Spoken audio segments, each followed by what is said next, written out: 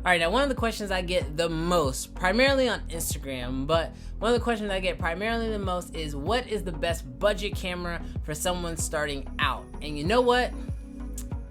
I think I finally found one that I can actually recommend.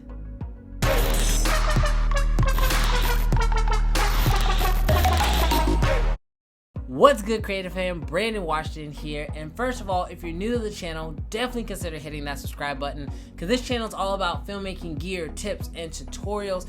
And so if you're new, hit that subscribe button. But like I mentioned before, in this video we're going to be taking a look at a new budget camera that I personally am a huge fan of. Now that is the Canon M50. Now if you guys have been following my channel for a while, you guys will know that my buddy Justin Rivas has actually been trying to get me onto this camera for a while, and I finally picked up one, and you know what?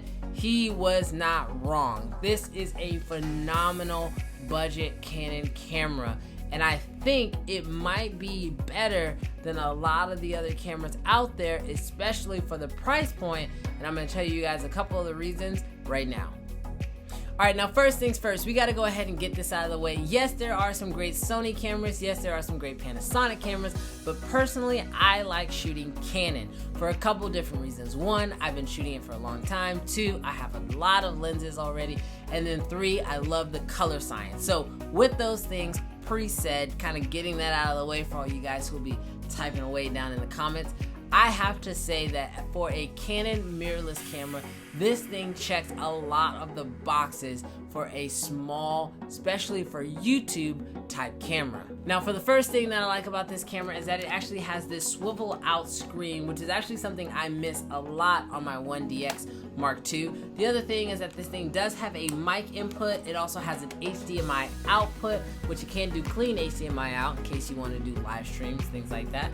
And then it just feels really, really good. The other thing that I really like about this camera is the fact that Canon actually makes an adapter, so if you have other Canon lenses like the original Canon EF lenses, you can mount those to this guy and then take your photography kind of up to that next level, which is one of the things that I like most about this camera. See, the hardest part for me with recommending, certain brands or different cameras is that it's all about the upgrade. You want to buy something that you can grow with, and I believe with this camera you will be able to grow with it, especially because obviously in today's world with Sony and Panasonic and everybody else, mirrorless is pretty much becoming the way to go. Big heavy DSLRs, they don't work with a lot of great accessories anymore, and they're just too cumbersome, they're too heavy. And so having a nice mirrorless camera like this that you can adapt your additional lenses to is perfect. Now the other thing I love about this camera is the fact that its image quality is amazing. This can shoot in 4K, which we're gonna get to that in a second. I know everyone has their opinions on it, but we'll get to it. But its 1080p footage is absolutely stunning. It can shoot in 1080p up to 60 frames per second. It can also shoot in 720p at 120 frames per second. It has built-in Wi-Fi, which my 1DX Mark II does not. It also can use GPS from your phone, which my 1DX Mark II cannot do. And it has a digital EVF right here, which my 1DX also does not have. Now that I mention it, this camera can do a lot that my 1DX Mark II can't do. I never thought about that. But obviously the most important thing about this camera is what it can produce. This camera reminds me of a smaller 80D, which back in the day I put out a video saying that the 80D was the best camera for YouTube. However, today I'm leaning a lot more towards this camera here. Because of its size, because of its capabilities, because of everything that it can do, it really does rival the 80D.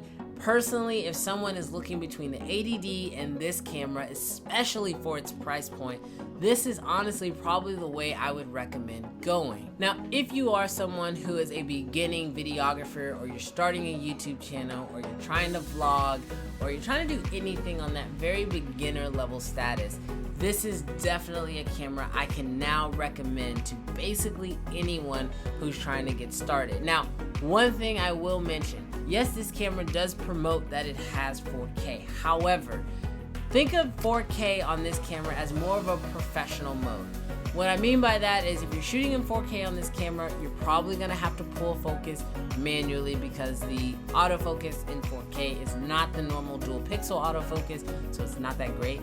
Also, you are gonna get a substantial crop factor when you're shooting on 4K in this camera, so you're gonna have to make sure you can make the right lens selection and understanding different lens selections.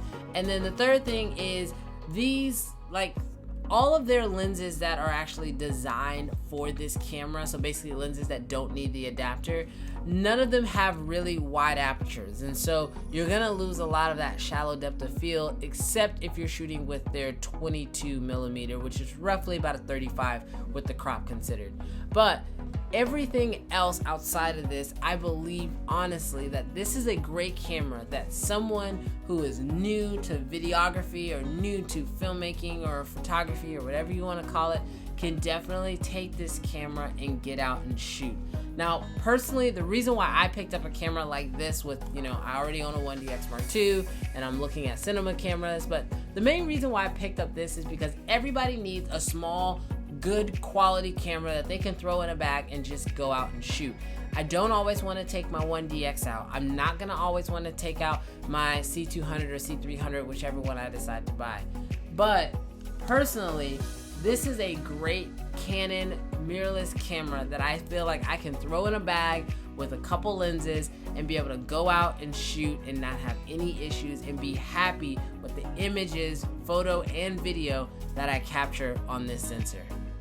Obviously, a camera is only as good as its sensor, and personally, I absolutely love what Canon is doing here. This actually is one of the first times in a very long time that I have been excited for what Canon's gonna do, because Canon is actually marketing this as their entry level. They've said that they've actually held back on specs on this guy because they want to be able to add that into their full frame professional mirrorless camera. And so knowing that they're going to make something that's even better than this, even if it's only just a tad bit better than this guy, has me already excited.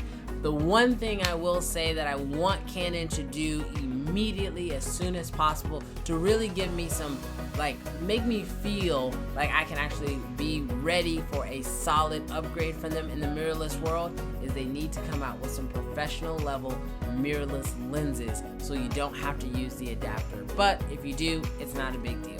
So that's my quick take on this camera. I hope you guys enjoyed this video. If you did, definitely give it a big thumbs up. Also, check out some of these other videos that I just recently put out, and I'll catch you guys in the next video. Peace.